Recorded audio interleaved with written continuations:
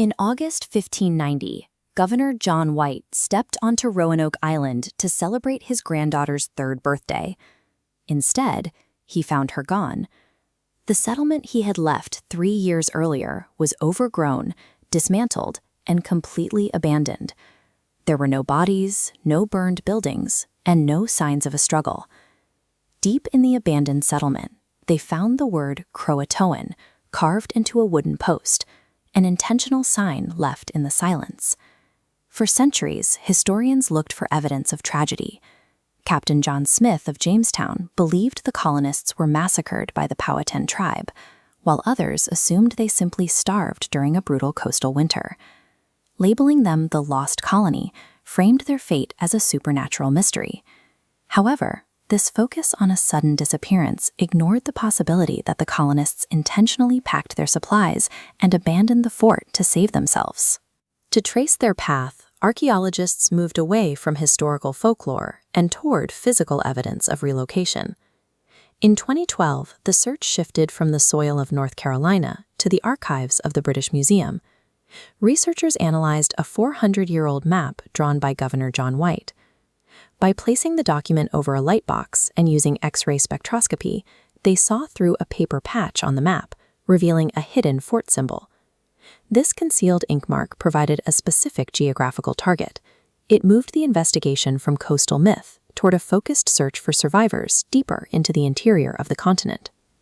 This is John White's map, La Virginia Parse, a first-hand geographic record of the 16th century Carolina coast. The fort symbol under the patch sits exactly 50 miles west of Roanoke Island, aligning with White's journals about moving 50 miles into the main. Guided by this map, the First Colony Foundation began excavating 2 locations in Bertie County, known as Sites X and Y.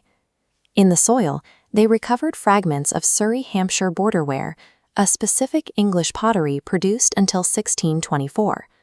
Crucially, they found a total absence of English clay pipes, which were staples of life for later Jamestown settlers. The narrow timeline of these ceramics indicates a 16th century presence. These artifacts suggest that a group of Roanoke survivors successfully relocated westward, settling near the Algonquian village of Metacam. However, a competing theory points in the opposite direction. They argue we should follow the literal sign reading CROATOAN, the 16th century name for Hatteras Island, located to the south.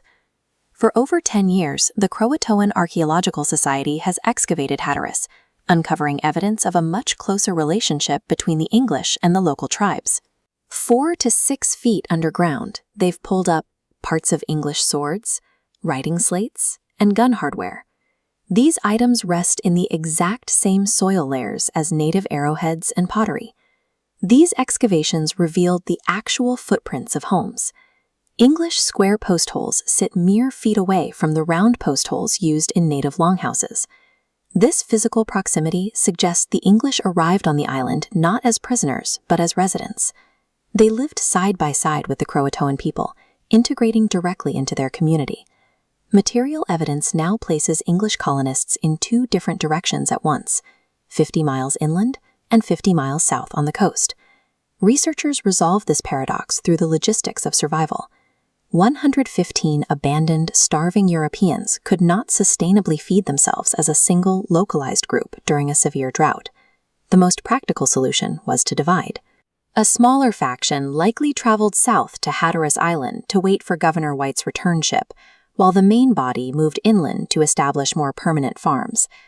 This fragmentation served as a calculated strategy to improve their odds of survival. By spreading out, they eased the strain on local resources and could assimilate more easily into established indigenous villages. If the colonists survived by blending into indigenous communities, the final evidence will be found in human biology rather than buried artifacts. Today, projects like Lost Colony Y-DNA are searching for that genetic legacy in the laboratory. By analyzing DNA from modern North Carolinians, researchers cross-reference the 1587 passenger list with families that have documented indigenous ancestry and oral histories of European contact. The investigation has moved past the recovery of buried casualties. The search now focuses on identifying living descendants of the integrated survivors. The evidence suggests the Roanoke colony avoided a total annihilation or a supernatural disappearance. This historical print details the highly organized village life of the local tribes. The English settlers survived by relying on the grace, food supplies, and cultural integration of the CROATOAN, Roanoke, and CROATOAN nations. By tracing their survival through the lens of Indigenous integration, the fragmented trails of Roanoke form a clearer, more human narrative. While debates continue, these archaeological and genetic clues suggest the colony was never truly lost. It simply became part of the land they sought to settle.